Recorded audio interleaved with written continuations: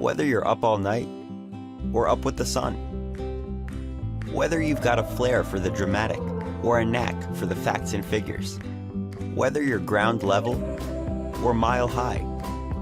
Whether you're front and center or home sweet home. Wherever you come from, wherever you're going, and for everything in between, Liberty University is the place for you. The nation's largest private nonprofit online educator.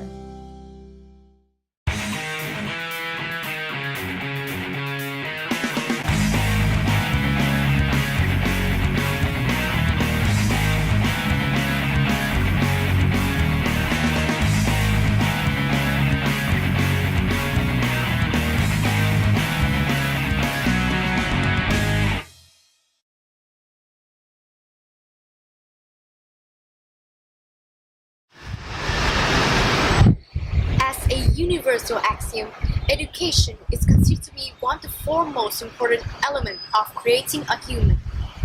Not many can do away without education or expertise knowledge and become vastly successful later on in life. Examinations and qualifications are instrumental in the process of building knowledge and applying knowledge into realistic situations. With a respective view of the student towards the given topic, should examination be replaced by other types of assessment? I truly believe that it should not and should never be supplemented by any other types of testing. The following presentation will help to elucidate and elaborate more of my position on this topic. Firstly, I would like to talk about the superiority. To begin my clarification, I would like to point out the superiority of examination over other types of assessment. Firstly, examination motivates people to be better at the subject, which is the foremost conspicuous reason. Secondly, examination affects grades, and it also creates great competition. Therefore, people study harder. And it also gives us practical practice on how to deal with stress and to cope with life difficulties. When one is familiarized with stress, the chances of him being able to cope with stress in life will lead to great outcomes. They say that if you do something on a daily basis, it will eventually become a habit. And lastly, the examination system had its own benefits. Itself is a test to let us human beings know about our limitations and standards. But there has been an ongoing debate over whether examination should be abolished and replaced by other means of assessment.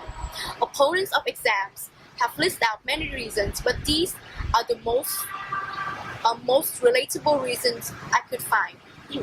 The first one is that they think that not all aspects of the subject can be tested in a short exam time. And if the student had learned what is tested, he would score higher than those who haven't.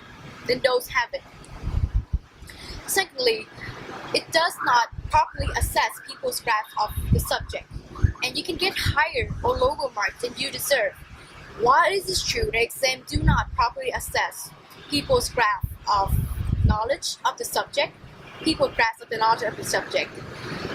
getting a high or low marks depends entirely on you, your determination, and your self-realization.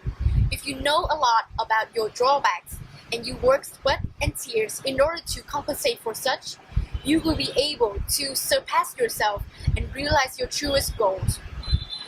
And the last reason they give out is that examination put on unnecessary emotional burden. There's a quote from Chris Hardwick: "No human ever become interesting by not failing. The more you fail and recover and improve, the better you are as a person." Have you ever met someone who has always had everything worked out for them with zero struggle? They usually have the depth of a puddle, or they do not exist. Through hardship do we flourish. And life can get really difficult and brutal. And unless you are familiar to such disadvantages in life, you will be eaten alive by other more persevering, more hardworking, and more brutal creatures in life. So what about the solution for this topic? Well, I believe that the first solution for this is teachers. The teachers should alter their method of teaching in order to ameliorate the students' outcomes. If they are able to do so, the outcomes will be very successful and will be in flying colors. If I were a teacher, I would first put more emphasis on research work. And second, instead of forcing knowledge into students' brains, I will abscond from such and encourage them with more practical and more idealistic ways of approaching knowledge to ensure that they will have the knowledge they need for their exams in a small scale and for their lives in a wider scale.